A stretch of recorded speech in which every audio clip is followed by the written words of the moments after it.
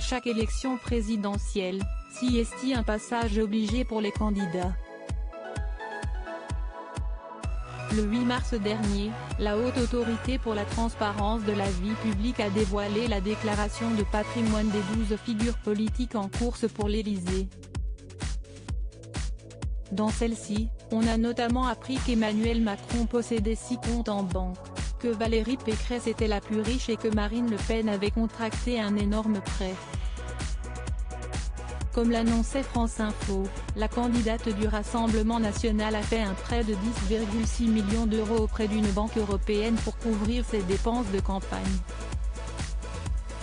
Cet emprunt, qui court sur 16 mois, a été fait auprès d'une banque hongroise, la MKB Banknere.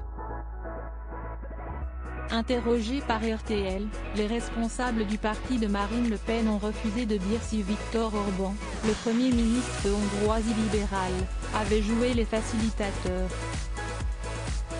Ce prêt obtenu, vous le savez, dans un contexte très difficile de durcissement des règles de financement des campagnes et de frilosité des banques pour financer la vie démocratique de notre pays va nous permettre d'aborder sereinement la dernière ligne droite de la campagne, écrivait Jordan Bardella et le trésorier du RN, Kevin Pfeffer, dans un e-mail envoyé aux militants et consulté par la Marine Le Pen avait alerté Emmanuel Macron sur les difficultés de financement de la campagne présidentielle, avec des candidats confrontés à une quasi-impossibilité de trouver des financements auprès des banques.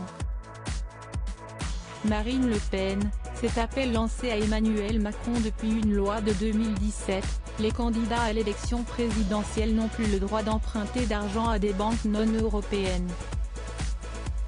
Marine Le Pen avait demandé à Emmanuel Macron de saisir très rapidement le Parlement afin d'ouvrir de nouvelles possibilités de financement pour les campagnes électorales et permettre ainsi un sain débat démocratique.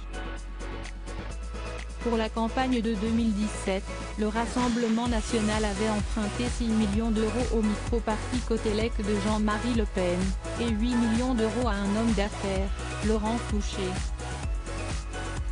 En 2014 pour les élections régionales et les départementales, comme le rappelle Le Monde, le parti avait contracté un prêt russe de 9 millions d'euros, qu'il est toujours en train de rembourser.